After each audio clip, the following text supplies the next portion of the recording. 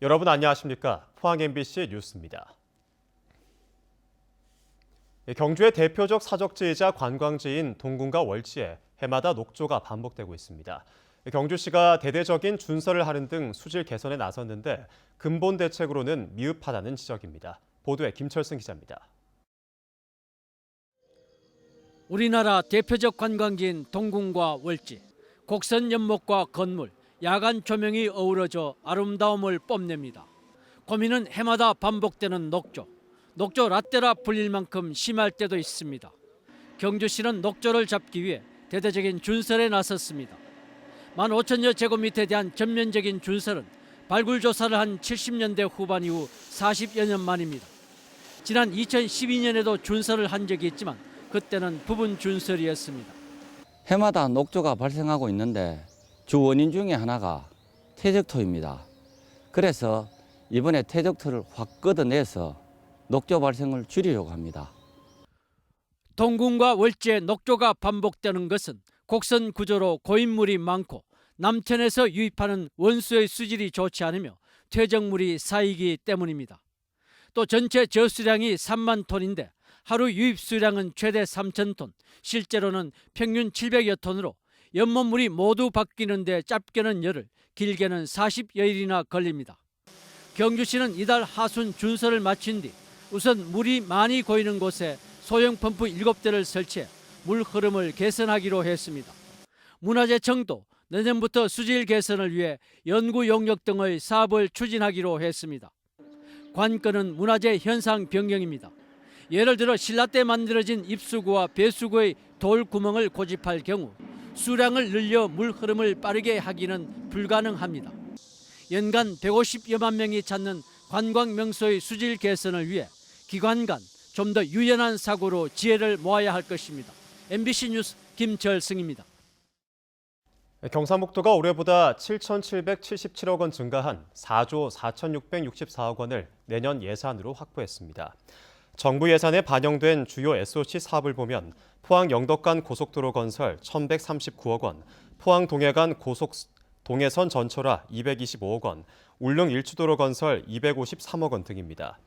또 포항 영일마당 국제 여객터미널 건설 63억 원, 독도 비즈니스 센터 건립 14억 원, 영덕 축산 블루시티 조성 사업 11억 원, 울진 해양치유 시범센터 조성 사업비 10억 원을 확보했습니다. 특히 영일만 횡단 구간 고속도로 건설 실시 설계비 10억 원이 반영돼 동해안 고속도로 건설이 탄력을 받을 수 있을 것으로 기대됩니다. 오늘 낮 2시 반쯤 포항시 남구 대도동의 한 원룸 1층에 있는 공구 판매점에서 불이 나 가게 대부를 대부분 태우고 20분 만에 꺼졌습니다. 또 가게 안에 있던 종업원 한 명이 화상을 입어 병원으로 이송됐습니다. 소방서는 공구 판매점에서 갑자기 불길이 치솟았다는 목격자의 진술을 토대로 정확한 화재 원인을 조사하고 있습니다. 포항시 남구 호미곶면 강사 1, 2, 3리 주민들이 인근 석산 개발 사업으로 인한 분진과 소음, 어획물 폐사 등의 피해를 주장하고 있습니다. 주민들은 또 지속적인 발파 진동으로 농업용수를 공급하고 있는 강사저수지의 옹벽에 균열이 생기는 등 불안감이 커지고 있다고 덧붙였습니다. 서울 지역에 석산을 개발하는 이 업체는 지난 2010년 1월부터 강사리산 150일 외 6필지 7만 2천여 제곱미터를 대상으로 골재 등을 채취해오고 있으며 최근 포항시와 재계약에 나서면서 주민들의 집단 민원이 커지고 있습니다. 청림동 성추행 이사장 취임 결사반대 대책위는 오늘 미래 새마을금고 정문 앞에서 성추행 가해자 새마을금고 이사장 취임 결사 반대 및 이사장 자진 사퇴 촉구 기자회견을 열었습니다. 대책위는 지난 2016년 성추행으로 벌금 300만 원을 선고받은 이사장 A씨가 지난달 새마을금고 이사장으로 당선돼 오는 13일 취임을 앞두고 있는 상황에서 성추행 피해자는 새마을금고에서 근무하고 있어 2차 피해가 우려된다고 주장했습니다.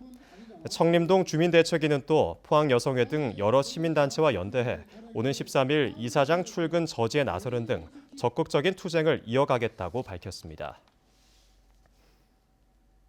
지난 10일 샌프란시스코에서 열린 미국 지구물리학회 국제회의에서도 포항 지진이 촉발 지진이라는 의견이 나왔습니다. 뉴질랜드 빅토리아 대학 존 타운핸드 교수는 포항 지진을 촉발 지진으로 본다고 주장했고, 일본 교토대 시마모토 명예교수도 포항 지열발전 운영자들이 단층대를 알면서도 유발 지진을 제대로 대처하지 못했다고 지적했습니다. 이에 반해 미국 지질조사국 맥가 박사는 물 주입 후 오랜 시간이 경과한 뒤에 지진이 일어났고 주입량에 비해서 지진 규모가 컸다는 점에서 자연 지진으로 봐야 한다고 주장했습니다. 한동대학교 언론정보문화학부 주재원 교수와 김한울, 김진서, 유희의 학생연구팀이 한국커뮤니케이션학회 가을철 학술대회에서 우수 논문상을 수상했습니다. 연구팀은 빅데이터 활용 기법을 통해 경제뉴스가 감성적, 직관적 언어로 생산돼 부정적인 감정을 유발하고 끊임없이 제기되어온 경제위기론 보도 행태도 경제뉴스를 불편하게 받아들이게 한 원인으로 분석했습니다. 경상북도와 전라남도가 인구 소멸 극복과 철강산업 재도약, 관광교류 활성화 등 6개 과제에 대해 서로 힘을 모으기로 했습니다. 두 지자체는 오늘 경북도청에서 상호교류 업무 협약을 체결했으며 적극적인 정보교류와 공동 연구를 통해 새로운 지역 상생 발전 모델을 만들어 나가기로 했습니다. 이상으로 포항 MBC 뉴스를 마칩니다. 여러분 고맙습니다.